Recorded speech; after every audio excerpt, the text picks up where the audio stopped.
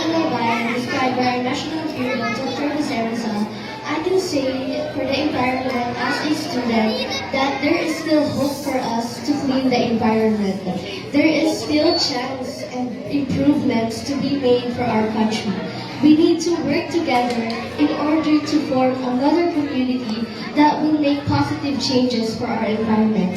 And I believe that all of us in here and every individual can make a difference. I may be young, but I believe and I have strong passion for environmental sustainability and global well-being. Thank you.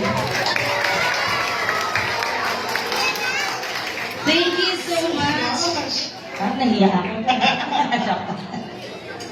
Ayan. So that ends our question and answer for the Eco Queen 2023 candidates. Ayan, Teacher Chari. Grabe, pinawisan ako sa mga sagot, no? Talagang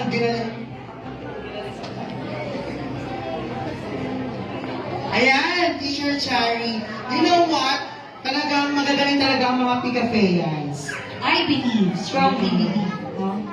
And now, what this jump